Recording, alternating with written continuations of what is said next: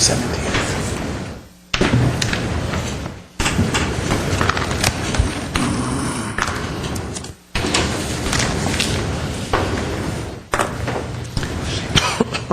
I will call to order the Glendale Redevelopment Agency for October 4th, 2011. May we have a roll call, please? Agency members: Friedman. Here. Najarian. Quintero. Here. Weaver. Here. Chair Manukian. You have your report? The agenda for the October 4th, 2011 regular meeting of the Glendale Redevelopment Agency was posted on Thursday, September 29, 2011 on the bulletin board outside City Hall. Or we have minutes for July 5th. Can I have a motion for, or are there any changes? Or So moved. minutes will be approved as submitted. Next. Next is oral communication. Card was submitted. Discussion is limited to items not part of this agenda. Each speaker is allowed 5 minutes. Members of the redevelopment agency may question or respond to the speaker, but there will be no debate or decision. The matter may be referred to staff through the executive director for investigation and a report. Mike Mohill.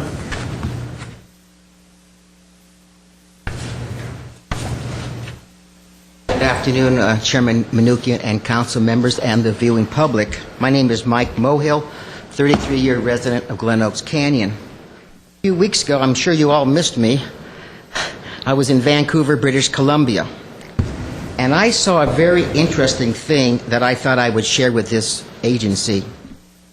They have this gas-driven clock on one of the main areas of the town.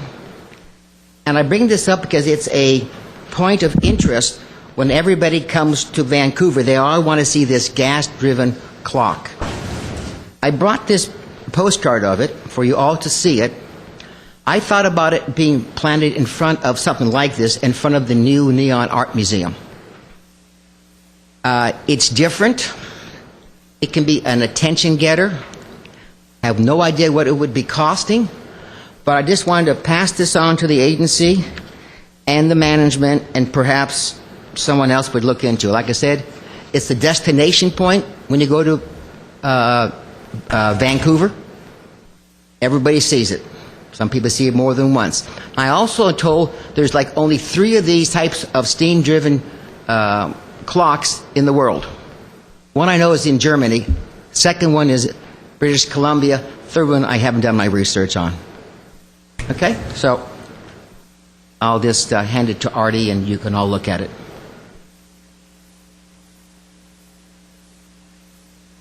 Thank you. I have no other oral communication cards. What is next, please? On the business agenda at 6A is Director of Community Development regarding Alex Regional Theater quarterly report prepared by Glendale Arts for the 4th quarter, April 1st to June 30th, 2011, of fiscal year 2010-2011, and the final audited year-end financial statement. At A1 is a motion to note and file report. Come forth, those of you who are brave enough. Agency Chair Manukian and members of the agency, Elena Bobolyan with Community Development. We come before you each quarter to present on the operations of the Alex Theater, and today we're here to report on the 4th quarter and the annual audit.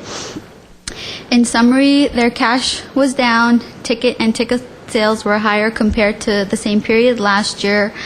Per the management agreement with the agency, Glendale Arts has a certain number of accounts that they have to maintain, and happy to report that as of this report, they've maintained all of their reserve and their 3 reserve accounts. The Glendale Arts also hired a business development and sales manager in May, and this position is going to help sell sponsorships and advertising in support of both Glendale Arts and the Alex Theater. Moving on to their annual audit, they've hired Larson and Rosenberger for the last 2 years to do in-depth auditing of their accounting records and financial policies and procedures. And again, I'm happy to report that the auditors did not discover any material weaknesses, nor did they have any recommendation for changes to their auditing practices.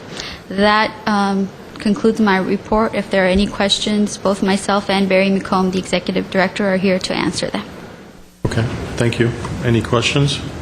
Can I have the audited financial statements? I know you have parts of it in here, but I would like the bound copy that is issued by the accounting firm. Sure, we'd be happy to get that to you. Thank you. Want a motion?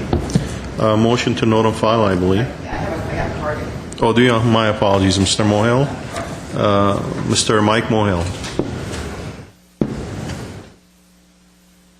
Good evening, good afternoon, Chairman Manoukian and council members. My name is Mike Mohill, 33-year resident of Glen Oaks Canyon. I recall as a kid growing up in Glendale, the Alex Theater was a great place to watch movies and smoke in the balcony.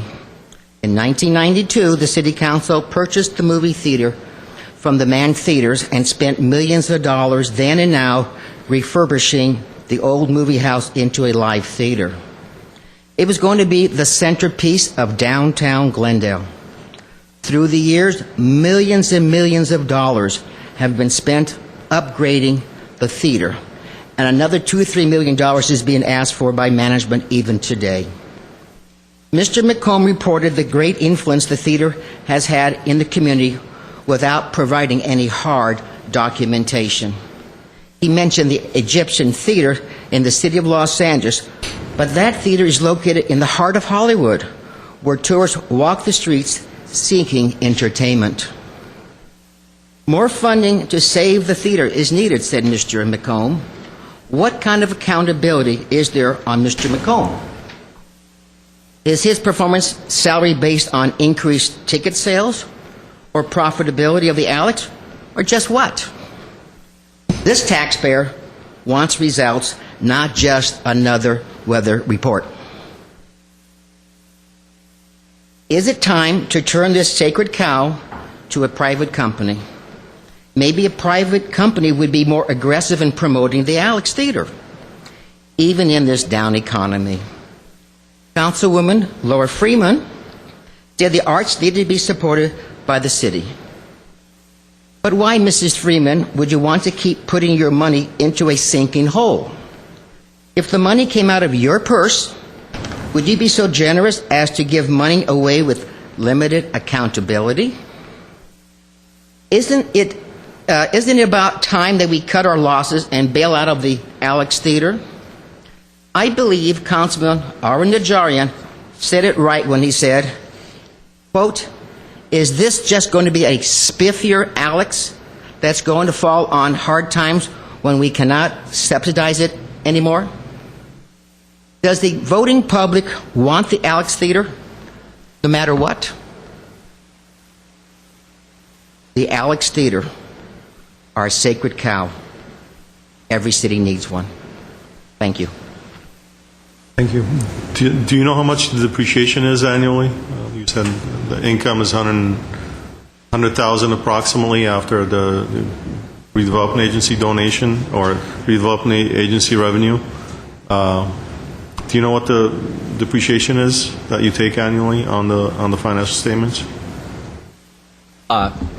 Mr. Chair, the depreciation that we actually recognize is on the leasehold improvements that the Glendale Arts and prior to us, the Art Board have invested in the theater, and it's about $70,000 annually. And it's for the leasehold improvements that you have that we bring expended, yes. not what we've done. You track yours separately. Okay, thank you. I'll move 6A1. Second. So motion and second, roll call, please. Agency members: Friedman, Yes. Najarian, Quintero, Yes. Weaver, Aye. Chairman Manoukian. Yes. What is next? Next, 6B on the agenda is a public hearing. Director of Community Development regarding four-space parking exception request for property located at 4506 San Fernando Road. At B1 is a motion approving parking exception based on findings and subject to conditions. Good afternoon, Agency Chair Manoukian and agency members. My name is Radha Duang with the Community Development Planning Division. The item before you is a request for a four-space parking exception for a new business located at 4506 San Fernando Road. The request is related to a proposed tenant improvement for a new auto body shop.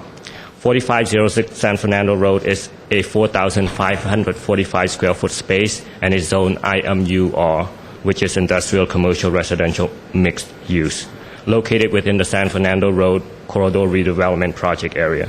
And the use is permitted in that zone? This use is a permitted use by right. This facility previously accommodated a warehousing business. The last business would have required 5 parking spaces, which was calculated at a rate of 1 space per 1,000 square feet. And the proposed auto body use requires 9 parking spaces, which is a ratio of 2 spaces per 1,000 square feet. Based on the previous use, the applicant has a non-conforming right to 5 parking spaces, leaving a shortfall of 4 spaces. The existing parking area will be reconfigured to create a required ADA-compliant parking stall, which does not currently exist on site right now. This is an improvement over the existing condition. Due to the site planning of 4506 San Fernando Road and its irregular lot shape, the property could not provide additional parking on site. But based on the recommendation of Traffic and Transportation Division, field surveys of the areas were conducted by staff to assess the availability of on-street parking. The results suggest that on-street parking exists throughout the day along both San Fernando Road and Chevy Chase Drive that would be able to accommodate additional parking demand if needed. Parking could also be accommodated inside the building since the new floor plan shows a large unobstructed open space accessible through a 10-foot wide roll-up door.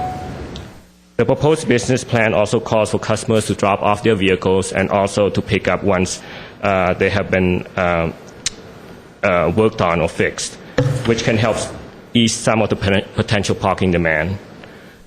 While the proposed use would not be able to provide the required on-site parking, staff believe that they are a viable alternative to meet any additional parking demands given the location of this business. Therefore, staff recommends that the agency approve the request, this parking exception with 8 conditions.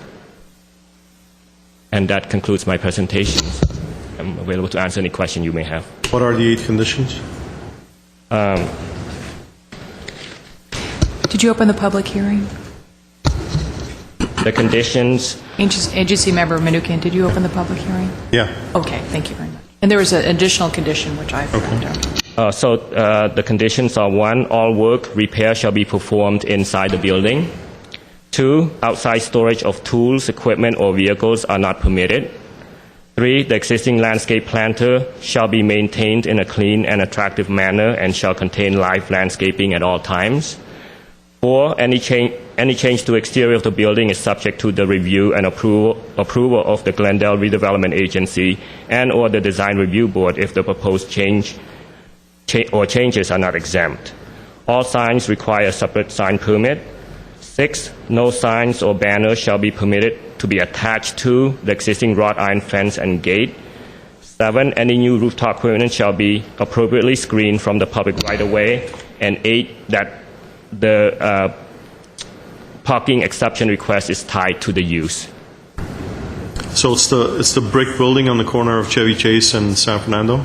It's not One right at the corner. It's one north of. And where's the entrance from to this? The entrance to the site is off San Fernando Road.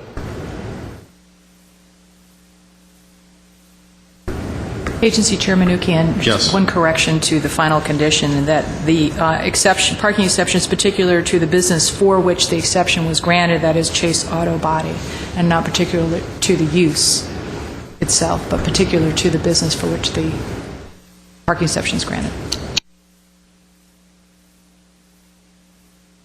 There is some parking on San Fernando Road?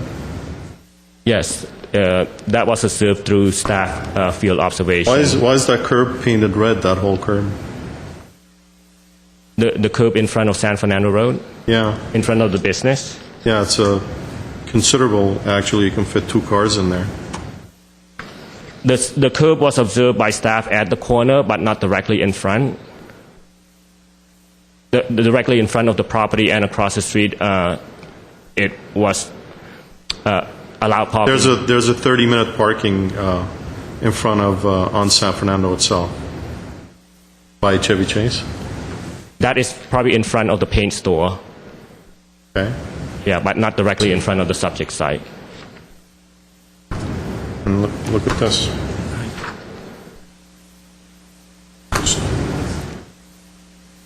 Yeah, that's a very good point. Many times as I've driven by this location, it's always had automotive use and so forth. I don't understand why that curb is red. It's well away from the corner of San Fernando and Chevy Chase. It seemed like traffic, that would free up, even if it's only 30-minute parking or 1-hour parking, that would there's free up parking here. some spots. Want them storing cars there. Yeah. They Well, can't that's where the store 1 cars. hour come in. I support this application. I think it's a good use. It's always had some sort of automotive type of use, so I don't think there's anything wrong. Hopefully, the business will do well, employ plenty of people, and we'll have another option for automotive shops. So I support it. Any other comments? It's a public hearing. Did we open the, Is it a Yes, public hearing? it's been open. Well, I'll open the public hearing in that case. It's been open. now you want to close it? mentioned it was open. Any other speakers or no? I'll close it. Okay. I'll move 6B1. Second. There's a motion and a second. You know, I do have a question. Why on auto body shops usually you don't have people coming and parking in a small business like this? Why is it 2 parking spaces per 1,000 square feet? Because it's not a gathering place. People will come, as the gentleman said, people will come, drop off their cars. And I'm talking in general about the code itself. Why was auto body? Because you don't go park your car at the auto body shop. And I'm in favor of this. I think it's reasonable. Why would you go and park your... I mean, people don't go... Maybe one person goes, parks, and then leaves. It's maybe half an hour to drop off their car or pick up the person who's dropping off the car. Why would you have 2 parking spaces per 1,000? Is that justified per code? Well, agency chair Manukin and agency members, an auto body shop is it's a service type of use. That's why the parking is a little bit more than one would consider an industrial use. Because previously at the location it's a warehouse use that is an industrial, your traditional industrial use. Okay. So this has a service or retail component to it. Okay. I would think that the warehouse would require, I mean, I'm talking yeah, I in understand your theory. question. Your In question- theory, the warehouse would require more than... Your question is that it defies common sense that Right. where people drop off their cars there would be a parking. These parking requirements are based on standards driven by these industries that are done periodically, and we use parking codes that we use in order to adjust them, and that is why we have identified ways to reduce the required parking in our code, because we do recognize that although these standards are driven by all these different books that engineers put out, there are circumstances that we know, in fact, that the standards don't apply. That's a very valid question. It does defy common sense, but those are the standards that are practiced across the board. Is it general standards? These are general generally standards. in other cities as well? Yes, correct. And actually, we're a little bit more permissive than other cities. Although to point out in this case, because our parking is so limited, you will have employees who work here. It wouldn't be uncommon in a shop this size, to have 3 or 4 employees that also work. And that is a lot of what goes in And these there's ones. not a lot of other parking unless you go out into the neighborhood. Right. Yeah, that's what I was going to ask. Do we have an estimate of how many painters, body men? How many? 3. 3. There'll be 3. That's about the right size. Right. Okay. There was a motion and a second. Roll call, please. Agency members Friedman, Yes. Najarian, Quintero, Yes. Weaver, Aye. Chairman Nukian. Yes.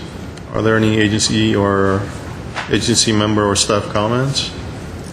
Move we adjourn. We are adjourned. Thank you.